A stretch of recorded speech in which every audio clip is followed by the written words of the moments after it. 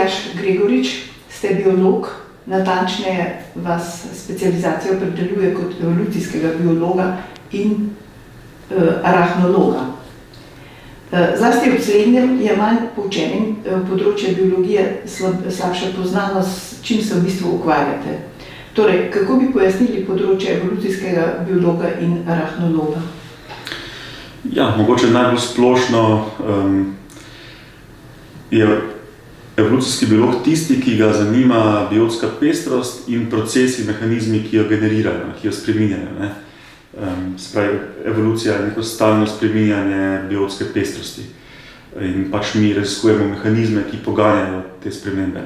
Arahnolog je pa tisti, ki mu je subjekt preučevanja samopajk in pač mi naslavljamo neka evolucijska vprašanja skozi študije pajkov. Torej, preučujete pajke. Kako so lahko pajki sploh predmet preučevanja? Kaj je tako zanimivega pri njih? Dosti zanimivega je na pajkih. Recimo, take dve najbolj očitni lastnosti, ki jih tudi javnost pozna, je pajčja sposobnost izdelave prediva, svile, ki jo upravljajo v vseh fazah svojega življenja. To je tudi najmočnejši biološki material in je iz tega vidika tudi za ljudi zanimiva. Potem druga taka lastnost je recimo strup, ki ima medicinski pomen, se mi sicer s tem ne ukvarjamo, ampak to sta dve očitni lastnosti. Potem je pa še vse sorte drugih. So izjemno vrstno pestri, so za ptiči, druga pač skupina, ki je druga najboljša po sposobnosti razširjanja, recimo. Oziroma, še potem kasneje rekla, pa me zanima, zakaj ste se v bistvu odločili za to področje? Za študijo pajkov. Tako. Ravno zaradi tega nabora zanimivih bioloških lastnosti, ki jih imajo in posledično nabora zanimivih vprašanj, ki jih lahko naslavljaš študijo pajkov. Pa sva zdaj pri vprašanju, kaj vse sodi med pajke. V njih navadno govorimo o povezavi, najkine s hišnim pajkom, suho južino, to smo slišali, ampak slišali smo tudi za črno vdovo, To je eden od filmov, je tudi prevzel ime Črne vdove, Zasledila pa sem, da so tudi škorpijoni sodijo med pajke, kar ne vem, je to res ali je to neko presenečenje? Ne, škorpijoni suhe južine niso pajke, so pa pajkovci.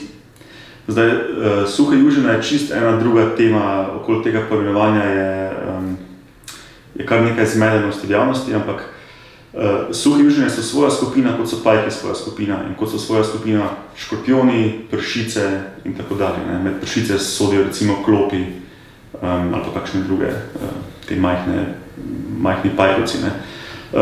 To so vse pajkovci, pajke so samo ena od skupin pajkovcev. In suha južina sodi med pajkovce, ne med pajke. Tako.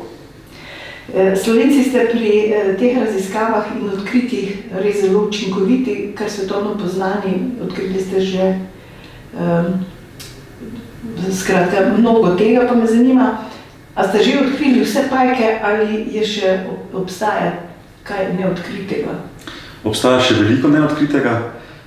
Recimo, ko sem jaz študiral biologijo še kot dodiplomski študent, je bilo katalogiziranih pajkov pod 40,000, mislim, da 39,000. Zdaj jih, mislim, da katalog, da se že približuje 47,000. Spravi, toliko imamo danes opisanih, ocene pa so, da jih je 2 do 3 krat toliko. Ampak to je res za vsa živa bitja na Zemlji. Opisali smo nekaj, neopisanih je še nekaj čez 80% kopenskih in čez 90% morskih organizmov. To je zanimivo, mislim, kljub temu, da tako intenzivno poteka to raziskovanje, obstaja še ogromno nerazvitega, rekli ste 80%, živih bitij na Zemlji. Ja, pač, če ne štejemo bakterij, mislim, da so ocene, da je izključujoč bakterije, se pravi rastline, gljive, živali, da je teh organizmov tam med okoli 8 milijonov plus minus, Opisali smo pa jih, mislim, da 1,6–1,7 milijona komaj, da imamo še to zdela. Ja, najbolj še res, Kako dolgo pa vrsta pajkov že živi, recimo na Zemlji, če mislim, da človek je koliko 100.000 let, ne, imajo oni daljšo bivanjsko.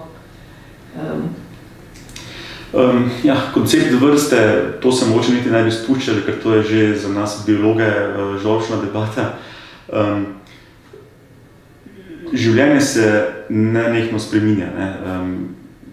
Tudi spremembe, ki se dogajajo, so lahko hitrejše ali počasnejše. Koliko je stara vrsta, je težko tako enoznačno reči. Tudi kronološko se ena linija spreminja in če bi jo primerjal danes in pred nekaj milijoni let, lahko to izgleda čisto drugače, pa je to ena sama linija. Tako da so pa pajki stari 300-350 milijonov let. Ne. To je zelo stara skupina z zelo dosti vrstami. Ne. Skratka, primerjavi s človekom, ne? Ampak človek je ena vrsta, pajki so pa velika skupina. Koliko vrst pajkov pa živi pri nas, glede na to, da ste raziskovali v bistvu po celem svetu? Mislim, da so trenutne številke za Slovenijo okoli 800 vrst, da se pojavlja pri nas. Sigurno še kakšna več, ne? Ampak približno toliko. No. Je pa to, glede na površino, ki jo Slovenija zaseda, nad povprečjem v Evropi. Ne? Pač imamo dosti raznovrstne habitate pri nas, ne, od zelo celinskih podnebij, dosti gozdov do submediteranskega podnebja, jam in tako da je nadpoprečno dosti vrst pajkov pri nas. Kot biolog, oziroma arheolog, ste že najbrž zasledili, da imajo med lajki, ko se pogovarjate z njimi, da imajo mnogi ljudje neko fobijo pred pajki, se bojijo predvsem teh pajčjih pikov. Kaj je s tem? Je tukaj na tem? Mislim, je in ni. Zdaj, strup imajo vsi, strupne žleze in strupnike imajo vsi pajki. Velika večina jih je majhnih, dosti jih je premajhnih, da bi sploh predrli našo kožo z ugrizem. Tisti, ki jo lahko večinoma nimajo strupa, ki bi bil omembe vreden. Še čebelji pik je hujši od večine pajkov. So pa malo številne vrste na svetu, ki so lahko za človeka tudi nevarne, ampak jih v Evropi ni. Je pa to tako, od teh omenjenih 47.000 znanih vrst, manj kot 10 vrst, da so res nevarne, recimo. Za človeka? Ja. Slovenci ste postali svetovno znani po odkritju nekaterih novih pajkov. S profesorjem Matjažem Kuntnerjem ste raziskovali na Madagaskarju. Lahko kaj več poveste o teh ekspedicijah? Na Madagaskarju specifično smo delali in še delamo z drevesnimi pajki iz rodu Cerostris. To so pajki, ki delajo največje mreže in tudi upravljajo najmočnejše predivo, ki je hkrati najmočnejši biomaterial za gradnjo teh mrež. On je že, se pravi Matjaž Kuntner, je že kot študent, doktorski študent, ki je tam bil za ene druge raziskave, je odkril te mreže, ki se razpenjajo čez vodna telesa, čez manjše reke, jezera. In je pač vedel, da je to nekaj zanimivega, unikatnega med pajki, se je kasneje vrnil tja za svojim kolegom, Islancem Ingejem Agnersonom. Takrat so odkrili, da so te mreže narejene iz najmočnejšega materijala. Potem sem pa jaz kot doktorski študent tudi prišel zraven leta 2010 in od takrat skupaj raziskujemo te pajke in evolucijo tega najmočnejšega prediva. In pač kot en del teh raziskav smo pa tudi odkrili nekaj novih vrst in jih opisali. Mislim, da je prednjači tale Darwinov pajek, ne? Ja, to je ta prečka reke, ja. No in kot ste rekli, plete mrežo čez reko, jezera, mislim, da celo do 25 metrov. Ne? Pa me zanima, kako v bistvu pajek naredi čez tako razdaljo lahko mrežo, ne? Ja, vsi pajki, vsaj pajki mrežarji za gradnjo mrež spustijo predivo z vetrom. Ne? Pač običajni pajki prečkajo 1,2 metra, naredijo en most čez nek prostor in potem tam zgradijo mrežo. Darwinov drevesni pajek ima neke adaptacije, ki mu omogočajo, da je ta razdalja bistveno večja. Največ smo zmerili 25 metrov in pol, da so prečkali pač eno jezero na Madagaskarju. Se pravi, pajek se spusti po nitki in potem spusti z vetrom nit, ki ima na koncu zelo fini preplet zelo tankih nit, ki delujejo kot eno jadro, ne? In tudi sapica lahko to jadro zagrabi in ga nese pač kamorkoli pač veter zapiha. In če ima pajek srečo, tudi zelo daleč, ne? Tudi 25 metrov. Tudi 25 metrov. Pač potem testira, če je to pripenjališče novo dovolj kvalitetno in splazi čez in zgradi mrežo potem v zračnem stolpcu nad nekim vodnim telesom. Poimenovali ste ga Darwinov pajek, je to nekaj posebnega? Darwin ga najbrž še ni našel, ne? Ne, on ga ni našel, je pa, ko sta Matjaž Kunter in Inge Agnarsson pač študirali te mreže, je bila ravno 200. obletnica Darwinove smrti in 150. obletnica tiste njegove znamenite knjige. In ker je to tak nenavaden pajek, ste se pač odločili, da bo ta ime posvetila njemu in sta njemu v čast pač pod njemu poimenovala pajka. In je že seveda čisto oficialno oziroma uradno v teh kategorijah, ne? Recimo v literaturi. Ja, 2010. je postal uradno, je ta vrsta uradno imenovana kot Darwinov drevesni pajek. No, dr. Gregorič, posebnost pajčje niti in preplet te mreže ste že omenili in pravite, da je res nenavadna. Povejte malo več o tem, kakšna je karakteristika recimo te, če se orientirate recimo posebej na tega Darwinovega pajka, pa tudi sicer na pajčje niti, ne? Ja, ki jo recimo zasledimo tudi pri nas, ne? Ja, pajčja svila v splošnem med pajki je izjemen biološki material, ne? In sicer gre za eno v materialih nenavadno kombinacijo trdnosti in elastičnosti, ne? Se pravi, trdnost kot neka lastnost materijala, da se upira deformaciji. To jeklo je zelo trdno recimo, ne? Pajčja svila ima pa kombinacijo trdnosti in elastičnosti. Se pravi, tudi ko deformiramo ta material, ko ga raztezamo, ga moramo kar precej raztezati, da ga pretrgamo. Se pravi, moramo dosti energije vložiti v to, da pretrgamo neko vlakno pajčje svile, ne? Potem je tak poseben. Recimo, dostikrat primerjamo, da je recimo trdnost pajčjih svila nekje v rangu jekla, ampak pa bistveno bolj raztegljiv material, ne? Bistveno bolj elastičen, zato moramo dosti več energije uporabiti, da ga pretrgamo. In Darwinov drevesni pajek ima svilo, ki je bistveno bolj elastična od drugih pajkov, zaradi tega potem po tej tako imenovani natezni trdnosti prekaša vse ostale pajke, ne? Se pravi, po količini energije, ki jo moramo vložiti, da pretrgamo material. To potem lahko sveti gral, tako rekoč, za industrijo. Ja, za industrijo je sveti gral že ta prvi korak, trenutno, no, prvi korak, da se sploh naučimo hitro in učinkovito proizvajati pajčjo svilo, ne. Nekaj tudi povprečna pajčja svila je izjemen material in prekaša večino sintetičnih materialov, ne. Ko bomo ta korak dosegli v industriji, bomo lahko razmišljali o tem, da bi pa znanje drevesnih pajkov aplicirali na to, kako še izboljšati, ne, ta material. Za katero industrijo bi bilo pa to recimo zanimiva ta pajčja svila? To je danes po moje še težko reči.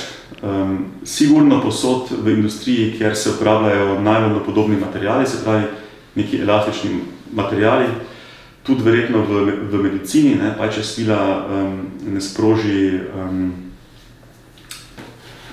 telesnega odziva, se pravi, naše telo ne zazna tega kot tujek in bi lahko mogoče bilo uporabno za sintetične žile ali pa pri celjenju ran, kaj takšnega mogoče, ne.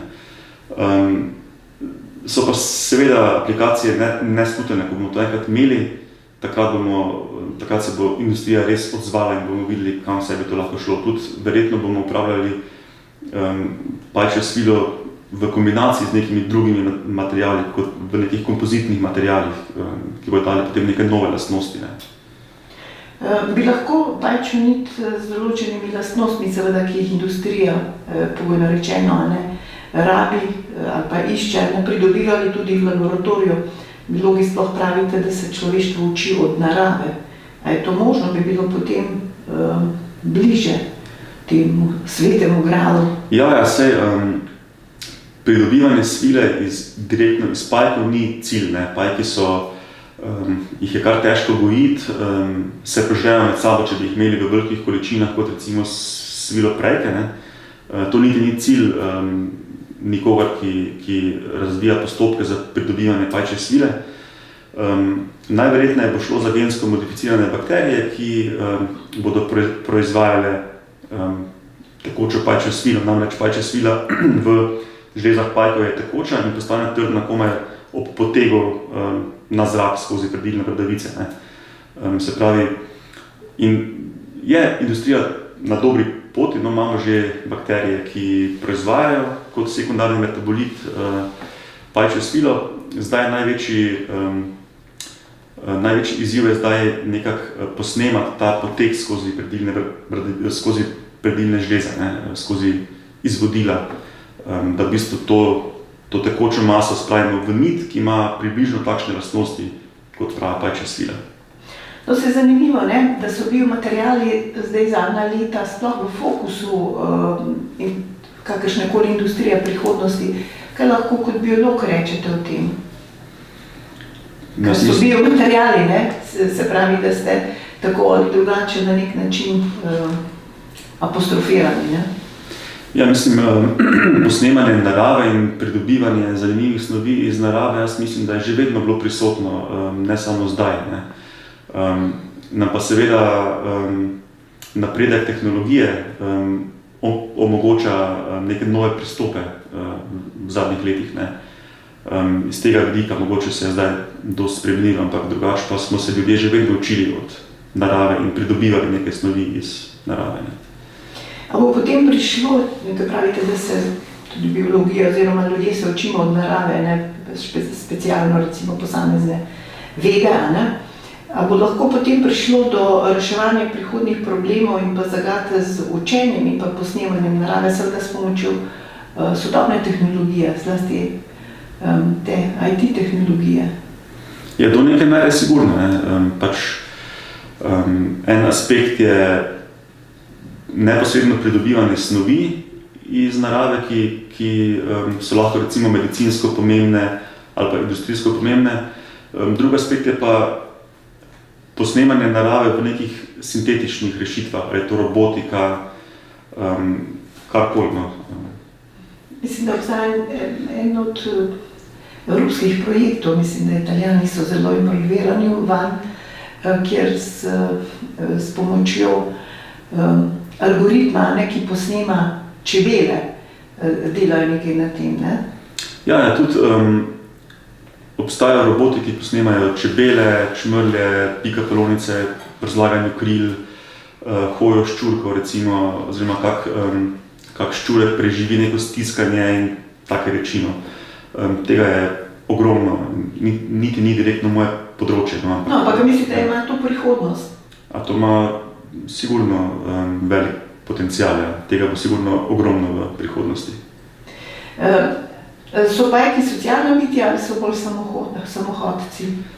Velika večina jih je samotarskih, včasih živijo v nekih agregacijah, večinoma pa niso prav socialni. Imamo malo številne vrste pajkov, ki so do neke mere socialne ali pa subsocialne, ne gre pa za takšno socialnost, ki jim rečemo eusocialnost, kot to vidimo recimo pri čebelah, mravljah, osah, pri teh žuželkah gre za nek kastni sistem, tudi za delitev dela, tega pri pajkih ni. So pa neke malo številne vrste, kjer pa so kolonije skupaj in sodelujejo recimo pri vzgoju zaroda, pa pri plenjenju, ampak to so malo številne vrste, to je nekaj 10 vrst od teh 47,000. Pri vaših raziskavah sem zasledila, da ste zaznali pri tem proučevanju pajkov spolni diformizem. Kar vas je seveda kot raziskovalca tudi presenetilo, saj ta pojav, kot pravite, ni bil tako običajen. Me zanima, kako si razlagate, zakaj je evolucija to tako oblikovala, taka razmerja? Spolni dimorfizem v splošnem je pogost.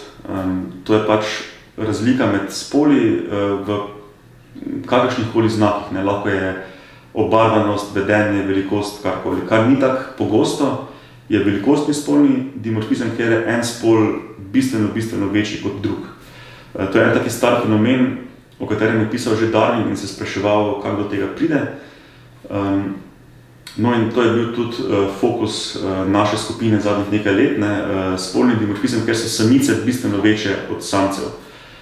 To je malo v nasprotju s tem, kar vidimo recimo pri sesalcih, ker je običajno samec večji spol. Pri dosti nevrtenčarjih so pa samice večji spol in to gre lahko v ekstreme, ker so samice tudi več 100-krat težje.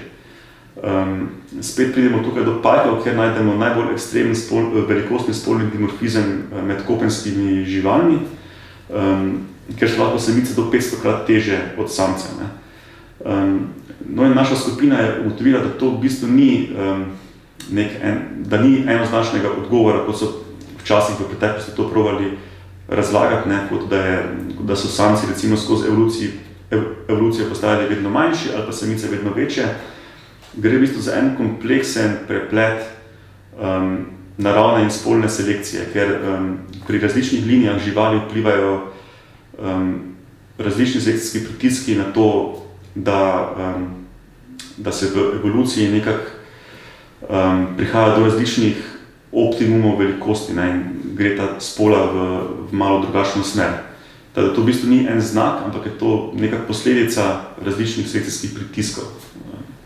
A zdaj ta spolni dimorfizem predvsem našli tam na Madagaskarju, ko ste raziskovali, me zanima, kako to, da so se tam ohranile take posebne vrste, ki jih drugod ni, čeprav ste rekli, da so se pajki razselili po vseh celinah. Ja, spolni dimorfizem najdemo povsod po svetu, ampak predvsem v tropih, ne samo na Madagaskarju.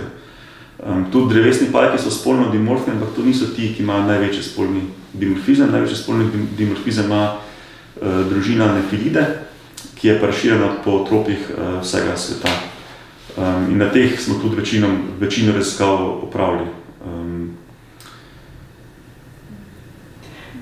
Kaj pa pomeni recimo poseganje človeka v te posamezne ekosisteme, pa morda tudi v ekosistem pajkov, glede razvoja, evolucijskega razvoja?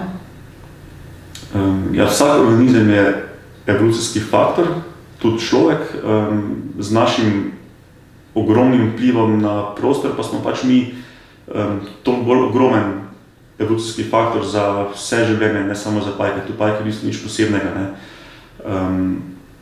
Ljudje pač toliko spreminjamo habitate, ekosisteme, samo klimo, produkcijo, biološko v smislu nekih trofičnih verig, da praktično posegamo v vsak aspekt življenja na Zemlji. Pač pajke tukaj niso nobena posebnost, da mi pač blazno spreminjamo okolje okoli sebe in s tem seveda vplivamo v ogromni meri na življenje na planetu. In so tudi podatki tako zelo prepričljivo kažejo, da smo verjetno povzročili tudi začetek novega množičnega izumiranja. Je pa zanimivo, da v teh problemih izginjanja nastajajo novih vrst, je veliko dilem, polno raznih zablod, zavajanj in pa tudi teh žolčnih razprav. Kako se nepoznavalec v tem znajde? Nisem prepričan, na katere žolčne debate mislite. Ja, se veste, kako je, Mislim, seveda, kot raziskovalci biologi imate tu seveda nedvomno svoje razlage, Medtem ko recimo v javnosti, v splošni javnosti, se pa pojavlja, da recimo ta poseg človeka ni toliko pomemben kot recimo ne vem, evolucija dela svoje. Ne? Ja, se mi zdi, da so debate tega tipa bolj omejene na ZDA, ker so te debate tudi spolitizirane. Se mi zdi, da v Evropi nekako niti ni preveč dvoma v ta znanstveni konsens. Ne. Znanstveniki smo se kar enotni, ker pač sledimo oziroma poskušamo čim bolj objektivno slediti nekim raziskavam, ki pa jasno kažejo, da od industrijske revolucije naprej je življenje na Zemlji zelo spremenjeno. Stopnja izumiranja različnih organizmov je bistveno povečana, odkar je naš vpliv tako velik. Ne. Recimo, pri teh množičnih izumiranjih gre vedno za neko porušeno razmerje med nekim običajnim izumiranjem vrst in običajnim nastajanjem novih vrst. Ne. In vse kaže na to, da smo ljudje povzročili bistveno višjo stopnjo izumiranja vseh organizmov na planetu. Recimo so ocene, da sesalci izumirajo vsaj 100-krat hitreje, kot bi pričakovali brez našega vpliva. Med vretenčarji so za dvoživke celo neke ekstremne ocene, da bi lahko bilo ta stopnja izumiranja nekaj tisočkrat večja. Drugi nevretenčarji kot polži, recimo so ocene, da izumirajo približno 5% na desetletje, se pravi blazno hitro. Ne. In tu v bistvu med biologi ni dvoma, kdo je povzročitelj tega. Kar pa to javnost sprejema pod vplivom kakšnih politikov, pa niti ni, nimamo mi toliko vpliva na to, mi lahko pač probamo izobraževati javnost, ampak to je pa tudi to. To je pa gre na dolgi rok. Pa vseeno, to kot pravite, da človek s svojimi posegi briše na nek način ali pa spreminja to okoljsko pestrost. Ne. Pa me zanima vseeno, kakšne ta evolucijski mehanizem pa recimo v tem procesu lahko deluje ali pa se spreminja. Ja, seveda, pač vsaka vrsta je na nek način prilagojena na svoje živo in neživo okolje. In mi spreminjamo vse aspekte tega okolja organizma, tako živo in neživo. Ne? In te spremembe so tako hitre, da večina vrst se ni sposobna temu prilagoditi tako hitro. Ne? Evolucija poteka na zelo, zelo dolgi časovni skali, spremembe, ki jih pa mi povzročamo, so pa izjemno hitre. Vrste se ne morejo prilagoditi v času nekaj generacij na tako drastične spremembe. Kako potem lahko znanstveniki komunicirate z javnostjo, da boste prepričali recimo v te svoje spoznanja, da ne bo prihajalo to, kar ste prej rekli, ne? Mislim, do napačnih interpretacij, napačnih razlag, napačnih pogledov. Ja, kako prepričati javnost, da spremenijo mnenje, je čist drugo mnenje. Nasplošno kako prepričati človeka, da verjame nekim dejstvom, ki spremenijo njegovo prepričanje. Ne? Sigurno pa bi znanstveniki lahko bili bolj angažirani v komuniciranju z javnostjo in v tej znanstveni komunikaciji, se pravi, da bi več napora posvetili razlagi znanosti na bolj laiku prijazen način. Ne. To je pa sigurno neko področje, kjer se lahko vsi skupaj izboljšamo, to se pa absolutno strinjam. Ne. Ja, seveda se ta laična razlaga je dobrodošla, ampak se veste, ne, filozofi pravijo, da ne obstaja vedno kraljevska pot do spoznanja. Ne. Da treba tudi kaj, recimo nekega napora, tudi da se misli na šolski sistem, ki je mora zelo dobro izobraziti in dati neke osnove mladim. Ja, seveda. Da lahko potem sploh razumejo, zakaj gre. Ne? Ja, pa po mojem mnenju bi šolski sistem moral uvesti, ne glede na moje področje raziskovanja, že to osnovo, da bi ljudje znali presojati dejstva, presojati informacije, kvaliteto informacij, in da bi se nekako ljudje zavedali, da v bistvu je dobro, če nekaj ne vemo in da je dobro spremeniti mnenje, če dobiš neke nove informacije. Mi nismo ravno skozi šolski sistem izobraženi v logičnem sklepanju in v logičnih zmotah ali pa v mehanizmih naših lastnih možganov, da nam utrjujejo neka naša čustvena prepričanja. Ne. Tukaj se lahko kot družba dosti izboljšamo in to je verjetno prvi korak k temu, da bi znali boljše presojati informacije in potem tudi, če se navežemo naprej, verjetniki znanosti ali pa novim dognanjem znanstvenikom. A ste pesimist ali ste optimist glede razvoja prihodnjega človeštva, recimo glede tega, kar sva pregovorila, o drastičnih posegih v okolje, posamezne habitate in tako naprej? Ja, to je malo težko se izrazim kot optimist ali pa pesimist. Jaz sem skoraj prepričan, da ne moremo ustaviti upada biotske pestrosti, da to se bo pač zgodilo in da smo že čez neko točko, da bi to lahko ustavili ali pa obrnili, oziroma se mi zdi, da smo po domače povedano tudi preveč komot, da bi dovolj napora posvetili temu. Nisem pa pesimist v smislu obstoja človeka. Človek bo vedno skozi nek svoj, mislim, vedno, nič ni večno, ampak bo skozi nek tehnološki razvoj svoje probleme reševal, to sem pa prepričan. Zdaj pa biti optimist pa pesimist je pa pač skozi neko prizmo, kak nekaj človek vrednoti. Ne. Spravi, če vrednotimo pač ohranjanje biotske pestrosti kot vrednoto, potem sem pesimist. Nisem pa pesimist glede obstoja človeka kot vrste. Vsaj še za neko srednjeročno prihodnost. Ja, to seveda, s tem se strinjajo tudi, ali pa govorijo o tem vaši mnogi kolegi, mislim, biologi, pa tudi drugi. Ne. V koncu mi povejte samo še to, kako, kakšen je recimo način, opazovanje, ko greste na teren, proučujete pajke, ždite tam v nekem grmovju. Kako to izgleda, ne? Ja, zelo različno. Ne.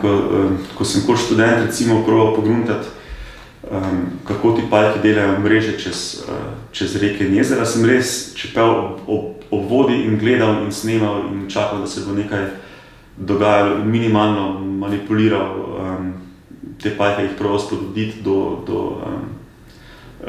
do gradnje mrež. Če proučujemo same materiale, je terena dosti manj, se gre zelo tačno, se povzroči dele mrež in je potem dosti laboratorijskega dela. Če se opisuje vrste, je spet ogromno laboratorijskega dela, muzejskega dela, kjer moraš pregledati dosti muzejskega materiala, stare literature, da potem kot raziskovalec res veš, da je pa to nova vrsta. Teda zelo različno in pestro.